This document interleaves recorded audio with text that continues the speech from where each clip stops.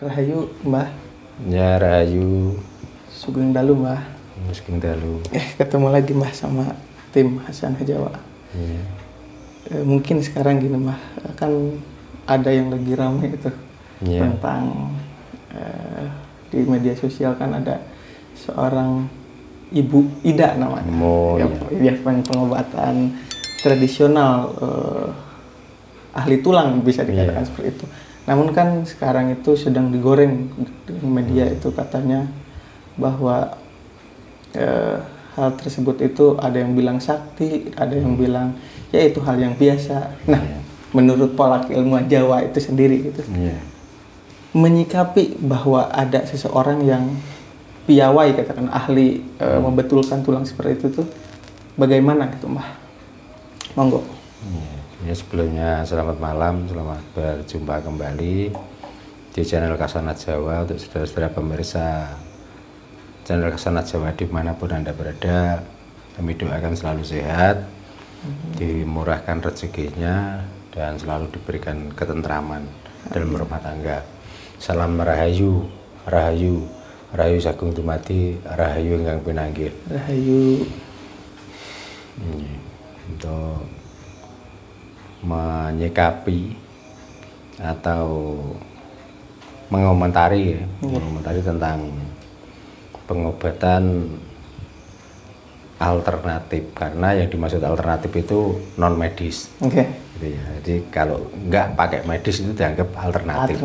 Padahal medis pun sebenarnya juga alternatif. Karena apa? Sebenarnya medis pun kalau ditanya apakah bisa menyembuhkan, paling-paling jawabannya ya diusahakan. Gitu. Karena medis pun juga nggak berani memastikan dengan pengobatan cara ini pasti sembuh. Ya, itu nggak berani. Jadi, tapi begitu, kalau saya kayaknya rendah, alternatif masalahnya. Ya, seolah-olah itu kalau sudah nggak ada jalan baru lari ke situ. Ya, itu.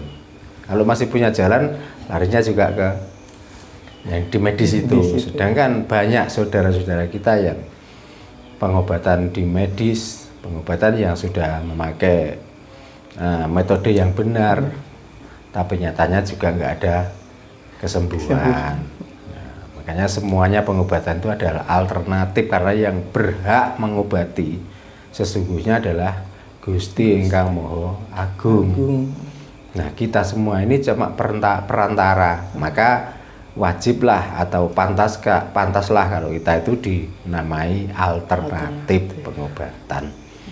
Jadi kalau pengobatan yang ini membenarkan, yang ini menyalahkan, itu sebenarnya cuman apa ya? Kalau saya ya ngomongnya cemburu sosial. Karena masalahnya gini, setiap di Nusantara ini ada orang yang mempunyai kelebihan, ada orang yang mempunyai kepiawaian, baik yang mengobati maupun yang lainnya. Itu nanti dihubung-hubungkan dengan sara, ya, dengan sirik. Kadang-kadang tidak segan-segannya itu dianggap sulapan, ya, itu dianggap rekayasa dan lain sebagainya. Sihir. Pertanyaannya gini, orang yang ngomong begitu itu otaknya kemana toh? Lalu orang itu bisa apa? Gitu loh. Sebenarnya kalau Ibu Ida, dia mempunyai kelebihan. Mungkin dari alam sendiri sudah menentukan dan sudah menakdirkan bahwa Bu Ida itu mempunyai kelebihan bisa mengobati seperti itu. Tapi kalau saya melihat di YouTube ya, ada yang mengangkat, ada yang merendahkan, itu. Nah, makanya pertanyaannya gini loh, orang yang berani merendahkan, dia itu mempunyai keahlian apa? Terus apa yang sudah bisa dia sumbangkan ke sesama manusia, utamanya orang-orang Nusantara ini apa? Gitu loh. Jadi kadang-kadang saya itu juga gimana ya, orang kok sangat mudah menilai orang lain. Miris. Ya, bahkan orang-orang yang sesama alternatif sendiri kadang-kadang itu mencari kekurangan. Nah, setiap manusia itu ada kekurangan. kalau ada kelebihan itu mungkin sudah kehendak alam. Ya, tapi kalau kekurangan adalah sifat manusia yang sebenarnya. Makanya saya mohon jangan berkecil hati Bu Ida, walaupun saya juga melihat ada banyak hujatan, ada banyak gunjingan, bahkan di komentar itu digodok demikian rupa sampai kadang-kadang apa yang tidak pernah dilakukan oleh Bu Ida itu ditulis di media. Inilah kekejaman media itu seperti itu. Gitu. Makanya berhati-hatilah kita itu membaca media, utamanya media elektro yang sekarang di HP, di media sosial itu lebih berhati-hati supaya kita tidak terpancing. Bukan Bu Ida saja, kayak kemarin ya, yang bisa menjadi pawang hujan. Itu siapa itu? Ya perempuan juga. Rara. Nah ya, Rara juga. Mestinya orang itu nggak begitu, mestinya nggak usah menilai, wah ini musyrik, tidak sesuai dengan syariat agama dan lain sebagainya. Nah kita makan sendiri itu apakah syariat agama atau itu kan enggak. Di saat kita lapar, kita mencari makan, nggak mungkin ada makanan datang tanpa kita cari, kan gitu. Di saat kita itu menginginkan, di hari itu dibutuhkan karena ada apa waktu itu SEA Games atau Olimpiade, motor GP. Nah, motor GP. Kalau hujan kan memang benar-benar nggak akan terjadi, padahal itu biayanya kan mahal. Terus seorang Mbak Rara yang sudah bisa dan dinyatakan dan bahwa itu bukan abal-abal, bukan sihir dan lain sebagainya, mestinya kita itu bangga menjadi orang Nusantara. Nah itulah sebenarnya bangsa kita. Nah kenapa orang-orang yang mempunyai pemikiran yang kerdil, pemikiran yang sok menjatuhkan, sok merendahkan, karena dia itu hanya belajar orang-orang luar. Dianggap orang Nusantara itu nggak ada yang mempunyai ahli dan kesaktian seperti orang-orang luar yang diberitakan, yang ditombrong-tombrong, yang di pasar-pasaran di sini itu. Makanya kita itu sebenarnya harus berbangga hati. Jadi orang Nusantara itu nggak seperti yang diberitakan, ya, nggak seperti yang diceritakan orang-orang yang mengambil manfaat di Nusantara. Bahkan saya sendiri kemarin juga melihat di YouTube, itu ada salah satu kiai yang ternama, ya, bahwa orang Nusantara itu zaman dulu tuh orang yang suka memakan daging manusia, atau orang kanibal, Jawa, ya, orang Jawa dulu itu kanibal. Ini kan sudah sangat merendahkan, gitu.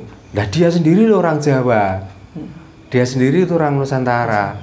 Loh kok tega-tegane bangsa-bangsane dewe, ya, yang bangsa yang sudah mempunyai peradaban yang luar biasa, kok tega-teganya bangsa kita, bangsanya sendiri itu dianggap bangsa kanibal. Terus sejarah mana yang menceritakan bangsa kita itu bangsa kanibal? Coba. Makanya ya gimana pun juga, mau tidak mau, karena saya juga orang Nusantara, saya orang Jawa, tetap saya sampaikan, walaupun pahit sekalipun bagi orang yang tidak sepaham, sejalan, bahwa bangsa kita itu bukan bangsa yang bodoh, bahkan bangsa kita itu bukan bangsa yang rendahan atau bangsa yang murahan. Bangsa kita itu bukan bangsa yang tidak beragama. Bahkan dibanding dengan agama-agama yang baru kemarin sore datang di sini itu nggak ada apa-apanya dibanding dengan agama bangsa orang Nusantara atau orang Jawa. Gitu. Karena bangsa kita, Nusantara kita, Jawa kita beragama itu pakai perasaan, bukan hanya sekedar teori, kan itu, tapi praktek langsung. Gitu. Makanya ayo sadar kita sebagai orang Nusantara, kita sebagai orang Jawa, bagaimanapun daripada kita itu suka menjadi penonton, ayolah kita itu menjadi pemain di negeri kita sendiri. elek-elek nek WE dhewe niku luwih apik timbangane apik nonton nggone wong liya. Jadi intinya kalau saya mendukung dengan apa yang dilakukan oleh Bu Ida. Bu Ida itu. Ya. Masalah sembuh dan tidak itu urusan Gusti. Yang penting paling tidak sudah ada orang yang tertolong dengan pengobatan cara itu. Memang terbukti. Dan, iya. Kalau saya melihatnya itu bukan sulapan dan bukan sihir. Memang keahliannya. Memang keahliannya masing-masing beda-beda. Jadi kita nggak usah merendahkan. Apalagi ini bangsa-bangsa kita sendiri. Ya, ternyata sampai saat ini bangsa kita itu masih mempunyai kelebihan di atas rata-rata bangsa orang lain. Gitu. Nah, itu yang mesti di-highlight tuh. Ketika kita bangsa sendiri gitu mempunyai kelebihan, katakanlah dalam hal pengobatan, mungkin bisa dikatakan itu mungkin ke media sembuh, ke alternatif, dikatakan alternatif. Namun saya sendiri sangat tidak setuju ketika pengobatan tersebut tuh dikatakan alternatif gitu kan. Seakan-akan itu tuh pilihan yang pilihannya sudah nggak ada jalan lain kecuali itu. Seolah-olah begitu. Padahal ya satu-satunya pengobatan ya seperti itu mestinya. Gitu. Kita tidak harus merasakan sakit. Ya, dan yang tadinya bengkok bisa jadi kenceng, yang tadinya nggak gerak bisa jadi gerak. Coba kalau dipakai nalar, obat apa yang bisa menyembuhkan dengan waktu yang sekejap bisa seperti itu? Kalau ini nggak olah batin yang luar biasa, kalau nggak mempunyai olah rasa yang luar biasa, nggak mungkin. Gitu loh. Makanya kita tuh ya itu bahasa-bahasa kita sendiri walaupun beda pulau. Ya, beda provinsi. Ini bangsa kita. Mari kita dukung malah. Lumayan.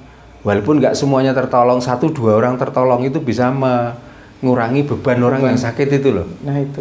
Gitu. Kita yang sudah berusaha sekeras mungkin dengan metode yang mungkin saya anggap benar. Tapi kadang-kadang begitu saya obatkan, orang itu nggak sembuh kok. Nah itu loh. Apalagi yang sudah jelas kesembuhannya. Mau cari yang gimana lagi? Gitu. Jadi kita harus bangga. Dengan bangga dengan bangsa kita sendiri, kita yakin bahwa sebenarnya bangsa kita itu adalah bangsa yang mempunyai segala-galanya. Gitu.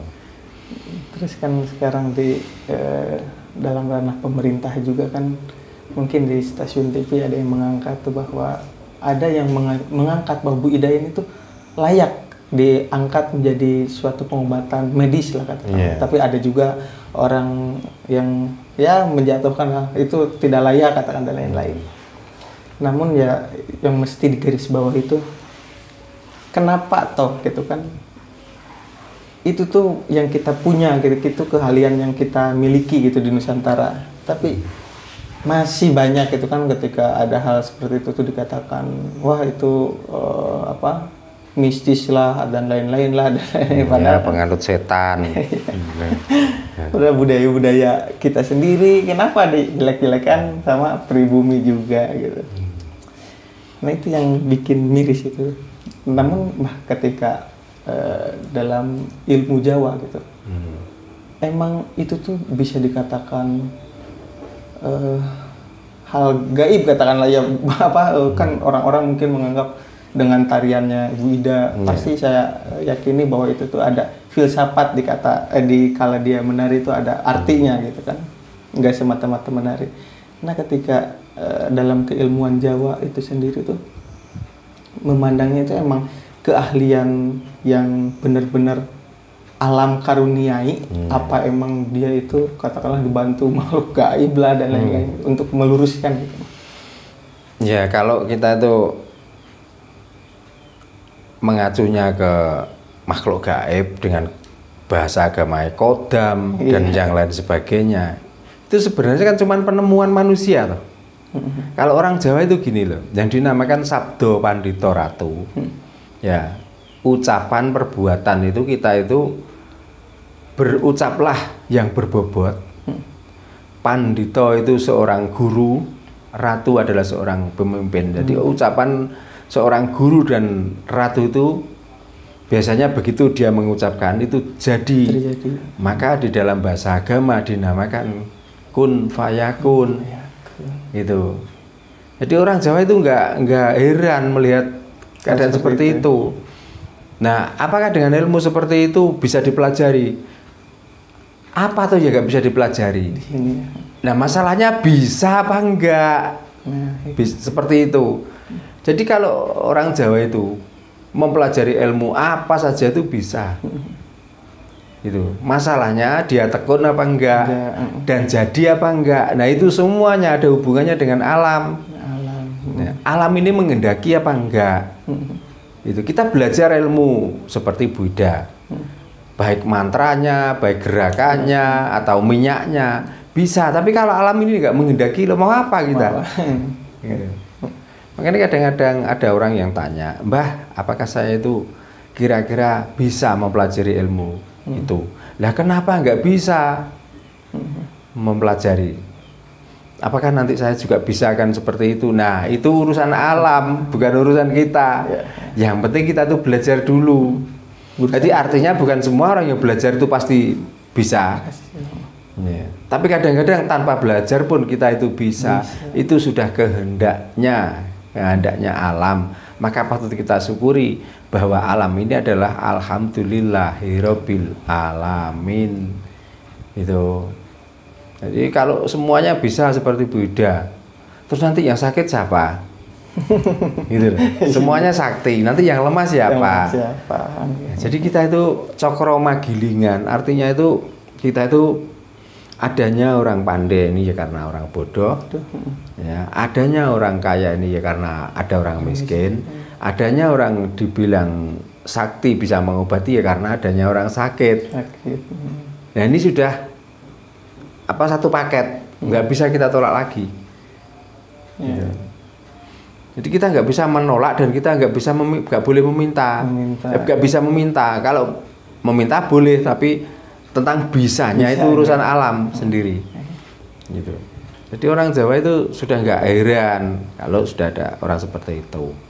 Nah, kita tuh karena ya itulah sudah terlanjur terdoktrin dengan orang-orang luar yang dianggap sekti. Padahal kita sendiri itu umbruan. Tahu umbruan? Ya. Umbruan itu tumpuan ya. Tumpuan orang-orang seperti itu. Tapi nggak bisa terekspos. Masalahnya apa? Begitu ada orang seperti itu diekspos, langsung dihujat, langsung direndahkan, langsung dihancurkan kalau bisa. Supaya apa? Cerita-cerita lama, cerita-cerita orang-orang yang sekarang diyakini itu nggak tertindih, nggak kalah hebatnya, gitulah. Nah, makanya kita itu, apakah kita itu selalu kepingin mempunyai otak seperti itu terus? Apakah kita itu kepingin maju? Kalau kita kepingin maju, ya paling tidak dengan adanya seperti itu kita dukung. Nah, dukung apa? Ya kita nggak usah menghujat, kita nggak usah merendahkan. Kita dukungnya gimana? Dukungnya ya gini. Masih bersyukur ya, karena banyak orang yang sakit selama ini yang sudah berobat ke sana ke sini nggak sembuh. Tiba-tiba ada orang yang bisa menyembuhkan seperti itu dengan mudahnya, yang tidak merasakan sakit. Karena saya melihat tangan yang bengkok seperti ini tiba-tiba dipegang, ditepuk-tepuk saja langsung kenceng dan suruh gerak-gerak. Ini kan luar biasa.